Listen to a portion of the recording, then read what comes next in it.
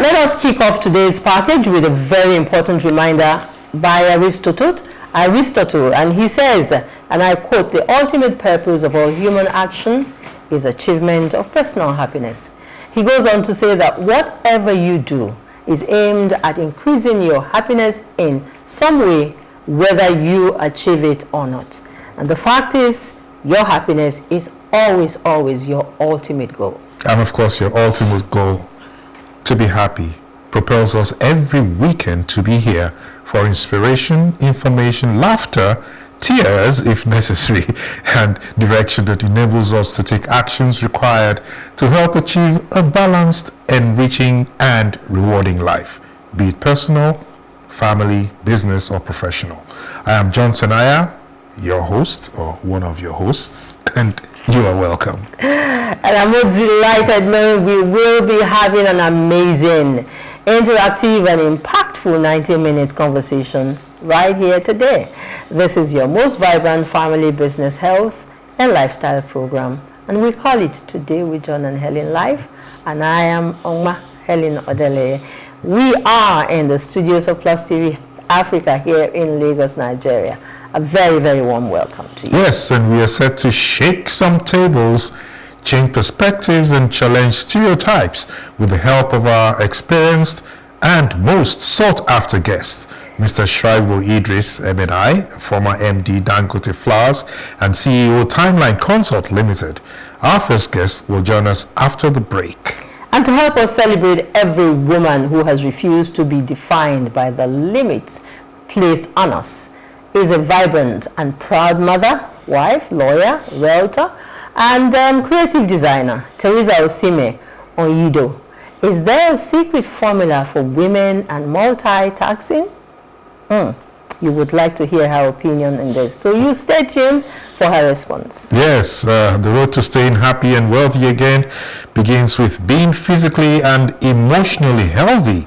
We shall be joining Dolly Phillips in the gym at some point, I believe, to sweat it out with, while losing some excess calories. That's if we can. If we can today, yeah. So stay with us for all of this and more as we unfold them after the break. Do not change the channel, and we'll be back shortly.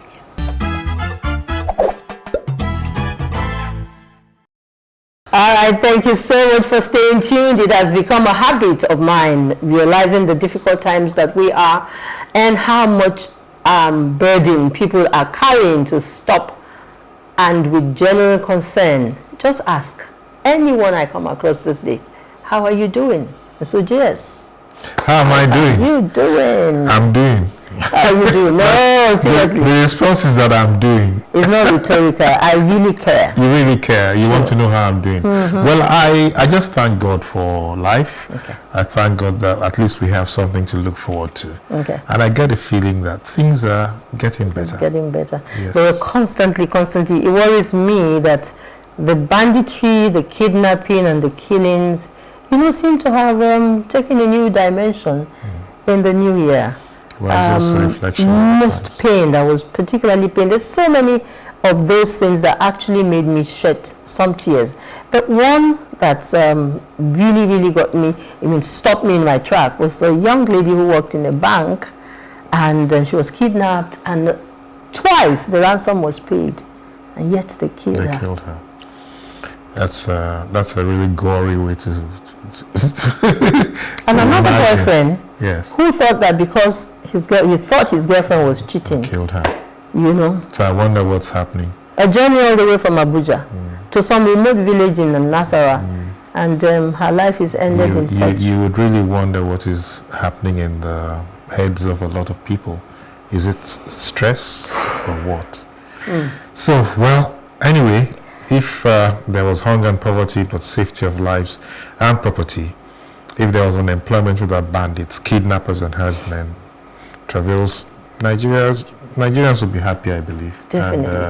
And we'll be able to cope with whatever it is that we're going through if we were secured. Yeah. All right, so now you're watching Today with John and Helen Live. That's still the program, and we're on PlusTvAfrica. We're being joined right now by a Nigerian with an extensive professional experience cutting across the public and private sector, a peace ambassador, and renowned politician, armed with a first degree in accounting and masters in banking and finance. Our guest is a regular commentator on financial, political, and economic issues. Shuaib Idris Mni is a member, Chartered Institute of Personnel Management of Nigeria, and fellow of several professional bodies, too many for us to begin to mention here today.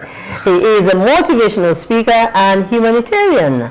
Let us welcome very quickly to the studios Shuaib Idris, who is currently Chief Executive Officer and MD Timeline Consult Limited, to help us understand shaping the future, how leaders can drive investment, innovation, and growth in the year 2025. Yes, and as a friend of the house, a friend of our house is a familiar face here. I'm so excited to have you back. A very good morning to you, Helen and Johnson, and good morning, viewers, and Happy New Year. If not that you're very busy, you would have a segment on this show, maybe every other week, to help us politically analyze where we are at and where we're headed. But today, let's look at the focus. Welcome once again.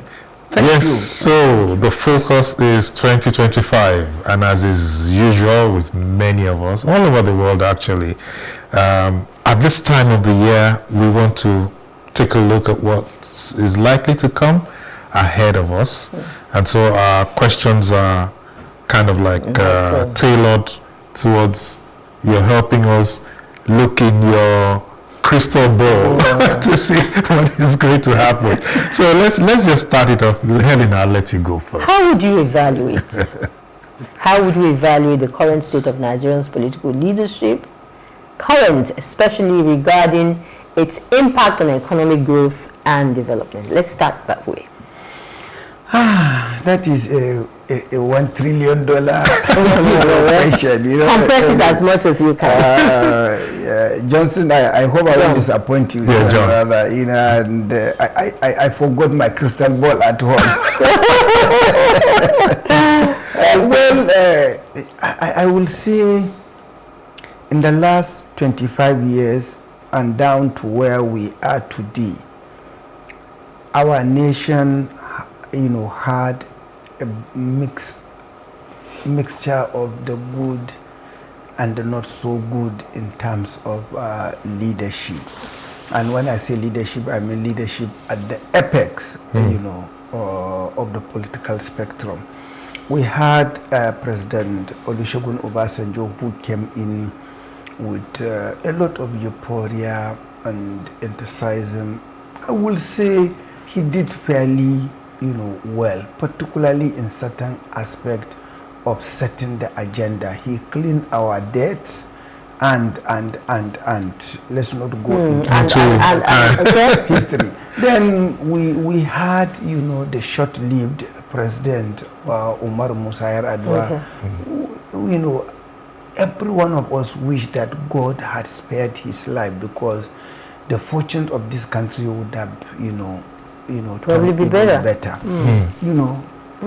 As bad as some people may think that Goodluck Jonathan was, he was still a fairly decent leader who did fairly well in terms of holding forth for the 6 years that he led us. Fast forward, President Buhari, again, a bit, expectations by Nigerians. A lot of expectations. Were somehow disappointed. We thought he was going to fight corruption head on, because we had some experiences of his first term in office as a military head of state. And then he was Minister of Petroleum under Obasanjo, and then he became president and held forth to the petroleum ministry, and yet for the 8 years you couldn't even repair any of our refineries. Even though Nigerians may say he also was able to hold forth the economy despite the challenges of the oil price, went down significantly, and the COVID-19 and the consequential economic damages that the globe, the worldwide, experience. Yet, he was able to steer, the sheep, despite that.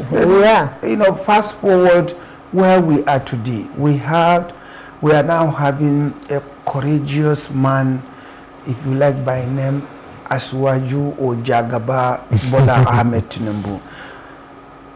A lot of economic policies that previous administrations shy away from implementing. Bola Ahmed Tinubu, we like to give it to him that he took the bull by the horn and implemented them. The merger of the rates, which led to massive devaluation of our currency, usually not a palatable political policy to implement or economic policy to implement under a political dispensation. Especially in democracy. Yeah. Removal of petroleum subsidy, removal of subsidy on energy and the other issues. I will say, these are policies that were long overdue to have been implemented. Okay. However, most of us analysts believe that the rapid implementation and successive implementation of this policies were a bit, maybe not the best. Even a military government wouldn't have done this kind of immediate implementation of these policies because of the consequences, of implementation the fallout of this policy. And I would permit me to jump in at that point, because now that you've touched on policies and you've seemed to have generalized, this issue of policies, policies being, revamped or rejigged or whatever, could you be more specific? What are the key policy areas that you think our political leadership, maybe in the past, has underperformed, and how can these be addressed effectively? Well, let's single out just a handful. I will give you, maybe 2, 3, so that we can distill them. Number 1, cost of governance. Okay. We tend to be operating our system as if it is business as usual. And indeed, it is business unusual. Yeah. There is need to significantly reduce the cost of governance. Okay. That's one. In 2, 3 presidents have successfully nurtured committees and spent a lot of money on these committees to research, review, and recommend policies on how best to reduce cost of governance. But the courage to implement such policies has been lacking. And this is one of the things that we feel very strongly, that the courageous president of Asuwaju Bola Ahmed Tinubu should implement, for example, the Steve Orosanya report. Collapse governance structure, institutions, there are several. But instead of collapsing, what we are seeing, Tinubu is even expanding. You ask me, why do you need a Niger Delta Development Commission? Why do you need a Northeast Development Commission? Why do you need a Northwest or the South or Southeast Development Commission? Even the cost of the administrative superstructure of this commission in itself is a drain pipe. What is the use of the Federal Ministry of Health or Education or Agriculture or Works or Housing when you have these commissions? Okay, so that's one. So that is one. Second, we need to have done something on education. Each and every one of us, whether you are an employer of labor or you are even just a businessman running business, you will agree that the quality of education leaves much to be desired.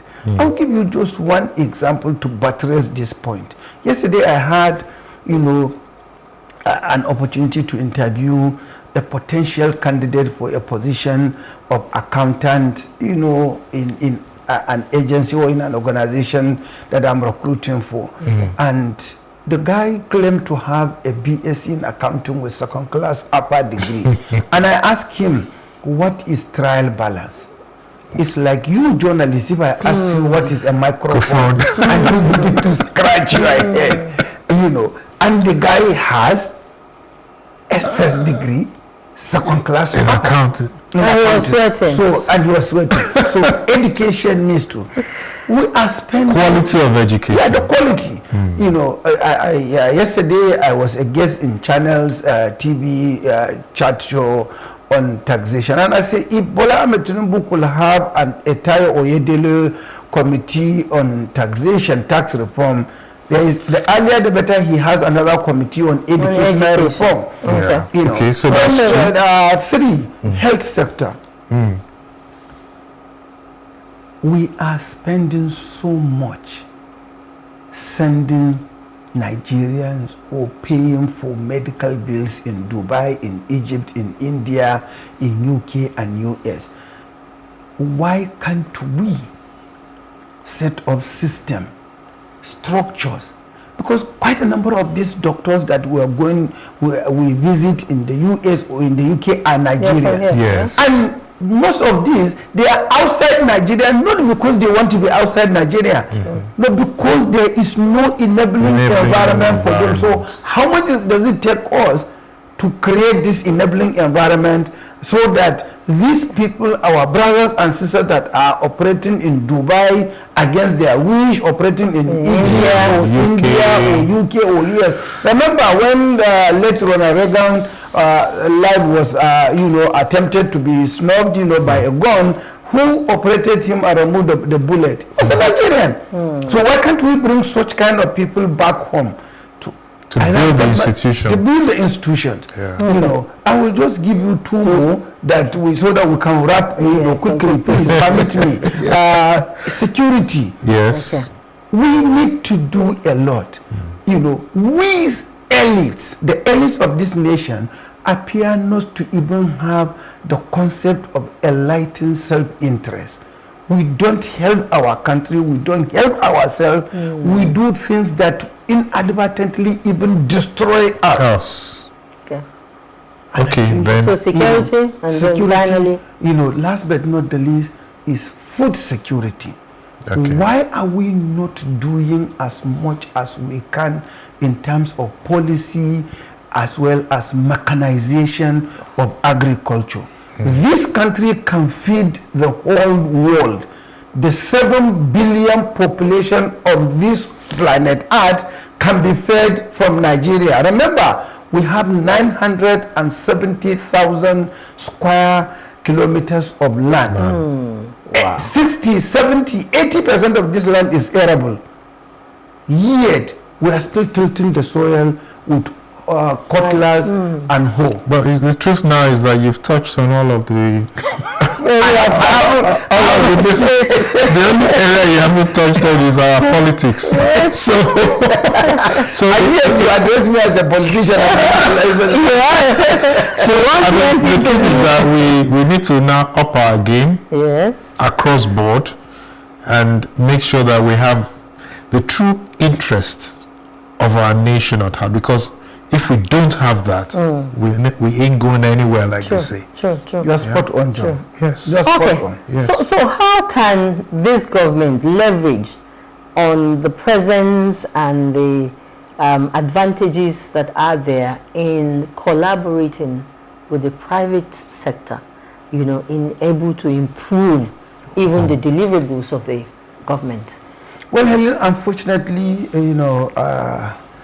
I'm sorry, my opinion about this government when it comes to issues of collaboration is somewhat negative, in the sense that Bola Ahmed Tinubu and his team appear not to be having listening ears. They appear to be a little arrogant and too bullish. We have the Dangotes and the, what's this other man? Okay. I would have loved to see, I would have loved to see so much on the Dangotes, but some of the things that are in the public domain is, imagine the rancor that went in on the issue of supply of crude oil to Dangote refinery. Okay. Was that fair? Okay. Was that fair? Even if the owners of Dangote refinery were wrong. The fact that they could be bullish in a country where the nation has 4 refineries at the time, and the civil servant, the public sector servant, run those 4 refineries aground, and one individual was able to take the bull by the horn and get investors, get foreign partners, get foreign financiers to give him some 8, 9, 10, 12 billion dollars to be able to do that. And yet the country, instead of welcoming that child and say, oh, glory be to God, you are our, well done. He had to go through this red tape, that red tape, this red tape, until we are where we are. Same thing happened with Airpeace. So there is need for government to embrace the private sector better. That collaboration that you talked about. Yeah, government tend to be looking at some of these private sector operators as if they competition. are competitors. And government has no business in business. Yeah. That is the fact of the matter. That is the fact of the matter. Government has no business in business. Yes. But you see, Mr. Shuaib, as much as we tend to sound not disappointed or not too happy, the truth is that Nigeria remains a prime market in Africa. Yeah. From outside Nigeria, we're still seen as the heavyweights of the continent. So what sectors currently? I'm proud to say that as a Nigerian. Don't laugh, please. Just tell us what sectors currently present the most promising investment opportunities for local and foreign investors. Now let's sell our country. Yeah, I will sell. Let's keep our I will definitely sell. I will definitely talk about that. But before then, there's this saying that when you see a loaf of bread, you think that is so big. This might be heavier than stone. The loaf of bread before, not now. Now before you say that, everything is. If you go to lift it, you will just be ashamed. Okay. 2 things before I get to your question. Number 1, are we getting demographic dividends? We have a population of close to about 215 million. 60-70% of this population are below the age of 30-35. We need to be earning demographic dividends. How? How much NIRA, the non-resident Indian income, is higher than Africans' budget put together. Okay. But Nigerians, we are not training them. We already spoke about the quality of our education. Why are we not training quality people that can become our diplomats? Yes. But the education is poor in quality, and therefore you have untrainable, unemployable guys roaming the street. So that is a minus. And number 2, the relative level of insecurity and the low level of purchasing power. We are big. I'm sorry. I'm not demeaning Nigeria. I thought you were selling the country. No, I say I will come to that. You have to start from the left, to the right. So not so good. However, yes, even in these challenging times, yes, number 1, the financial subsector of the economy is one area that people can easily make money. We have 250 million population. Less than 25-30% of the populace have a bank account. Okay. We have less than 50 million bank accounts. Yes. That is, enormous opportunity. Riding on that is fintech in general. There are opportunities there. Food sector, food, clothing, shelter, these 3 subsectors, you can never be wrong in a population like Nigeria. So obviously there are opportunities. I can tell you, people are making money. Yeah. I will mention those maybe 1 or 2 companies in the stock exchange. There's a company called Niger Delta Exploration. It used to be Niger Delta Exploration. It's changed name to Aradel. you know, people who bought the shares of that company when it started, today the share price is somewhere around 600, 700 naira. I'm sure there are quite a number of people that bought the shares at 10 naira. So if John, you were lucky, or Helen was, you would have become a trillionaire, not a millionaire. Where were you? Not a lot of people get to know about this thing. The banking subsector, Guarantee Trust Bank, Zenith Bank, Access Bank, United Bank for Africa, Sterling Bank, Jaiz Bank, you know, these are banking stocks that are moving. So the financial sector, the insurance industry, Hallmark Insurance, you know, Sovereign Trust, and quite a number of AXA Mansard, and there are quite a number that one can. So cement subsector, like I said, you can't be wrong in food, health sector, as well as clothing. So the Dangote cement, the Bua cement, the Lafarge cement, these are shares that, you know, their prices are high, and you will be disappointed. Out of 250 million population, how many? Less than 1 million Nigerians are investing in this stock exchange. And is it lack of knowledge? Is it poverty? What is it? People are, you know, the unfortunate thing, even the elite tend to be thinking that let me buy dollars and hold, because dollar is no longer, you know, just buying for to travel, but it's a store of value and an investment. When indeed you can either buy land, which is a better store of value, or even invest in the stock market, where your money can be yielding, as opposed to just buying and holding dollars that you won't even earn interest on it. The best you can do is the spectrum of our vision is still so. You know, there are so much opportunity. I won't trade Nigeria as a country for any other country. Thank you. I will never, and I can never ever. Thank you. Go outside to live anywhere. I was telling you know. One time I wanted to go to Japan, and I was being interviewed for a visa, and the lady interviewing me was telling me, oh, your account is in red, you have a debit balance. I said, yes, it is a privilege to owe.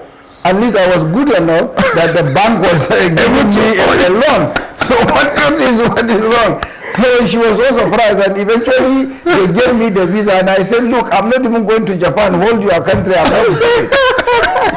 All right, so we're proud to be Nigerians. Okay, we'll take a very quick break. We have a few more questions, you know, for our guest, and so we will return to continue the conversation. And so we please invite you to stay with us. There is more with him after the break.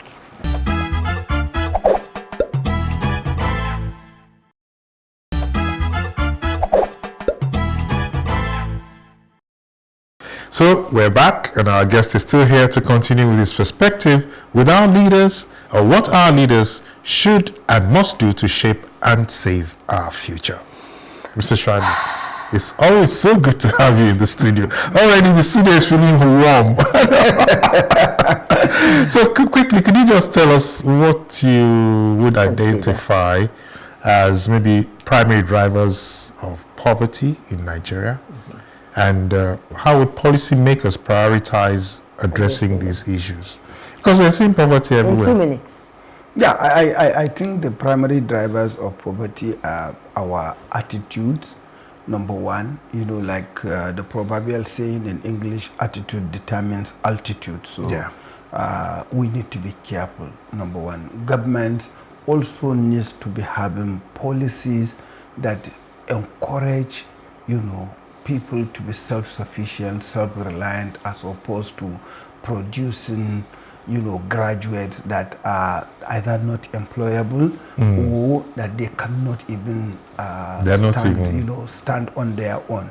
So there needs to be policies. And then parents, those of us who are blessed with children, we need to make sure that we grow them up in such a way and manner that you know, they become useful citizens, because you realize that ethical standards, moral values, and quite a number of issues are now so, you know, degeneration level in the country. So we certainly need to look at that.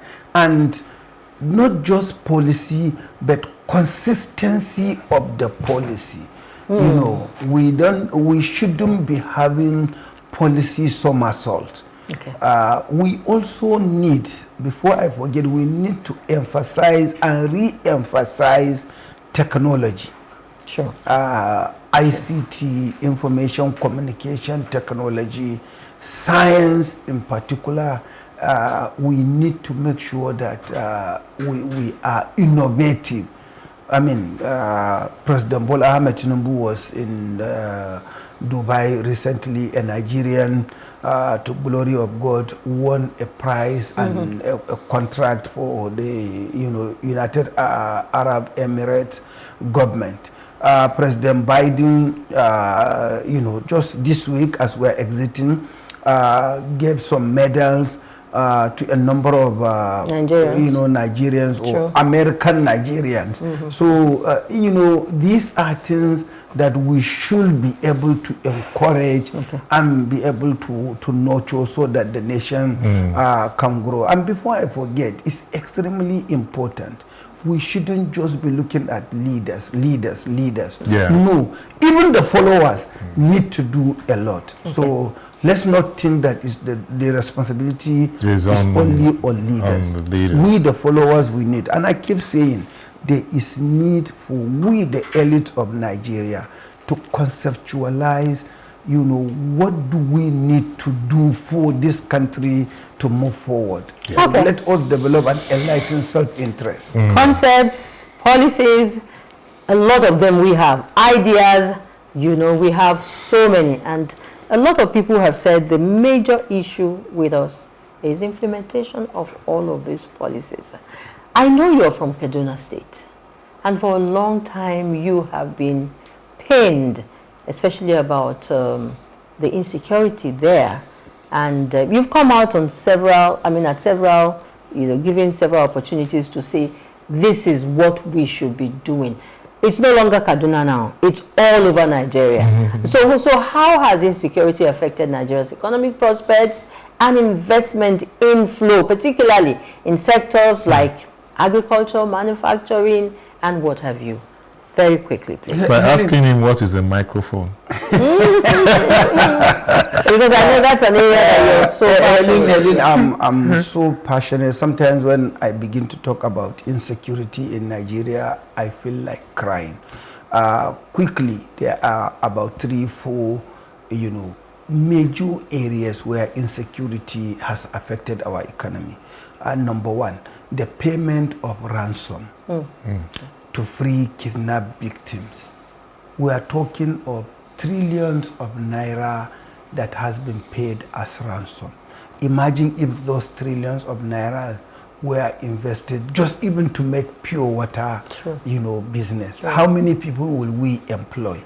Imagine if those billions of nairas were used to say, start up a pharmaceutical business or any other mundane, even if it is groundnut roasting, So that is number one. Number two, the insecurity has negatively affected the ability of the common man to either trade, move from one part of Nigeria to another. People couldn't move from Kano to come to Lagos to buy one item or another.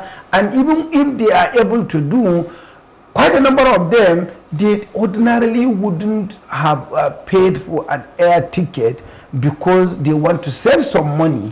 So they come by road. But because of insecurity now, they are compelled to pay, airfare, exorbitant prices just to hop in and out of Lagos. This is a big minus. Then we have an adage. Capital is a citizen of any country. It goes to the location or environment where it is conducive and most welcome. In an environment where we have so much insecurity, can we and will we have been able to attract foreign direct investment? It is a near impossibility. Now, we want growth. We want economic growth and development. Can there be economic growth and development in an era of insecurity and disunity? Sure. So the consequences of insecurity, they are too numerous. Honestly, this is a topic that we could discuss for the next 1 hour. I think we'll make it. We'll make it that part 2. Yeah. Okay. We'll make it part 2 or part 3. It's available. Yes. Is very, very, very important. But just by way because it affects all of us. It affects everybody. Just by way of a closing remark aspect on this yes. insecurity. Thank you. The government of Kaduna State has recently come up with a mechanism of peace and engaging the banditry. In my local government, Benongwari, we are gradually seeing a return of peace. However, I have my fears. I don't think the governor has actually sat down to think through the process of this peace. Okay. These guys, their major means of livelihood is ransom and ransom. Now you say there is peace. So what do you expect them to do? What will they do to keep them busy? How do they earn a living? Now if you come to tell me I have peace and I have negotiated peace, peace is returning, yes, will it last? No, I'm sure it's not. It's not. I think we need to be careful. We really need to be careful. This is not the best avenue to. And we will hang it there. Yes. So we will hang it there. Yes. Okay. So like you said, and like John has said, for a fact, Nigeria is the only country that we can really call our own and home. And collectively, like you have said, and individually, we must be part of its restoration and revival, no matter how it is. We just have to do it. A big thank you for being a part of today's conversation. You always bring a lot of clarity, and for that, we say thank you. And as always, we wish you the very best as you passionately gave yourself in a bid to be a part of the solution. Always. So I want to thank you for your time. Thank you. Thanks so much Helen for and coming. John. Thank you. Thank you. Well done. Keep up what you are doing. Thank you are so adding much. value. You are making us proud. Thank you. Indeed, I am most grateful for the invitation, and I promise whenever we'll have more. Thank you. Thank you so much. So coming up next, we're ready to shake the table with our next guest. We'll go on a break now. When we come back, you'll meet Teresa Osime Oido, and she will join the conversation to dissect the topic, Women and Multitasking, the Secret Formula. All right. So let's take a break. Yes.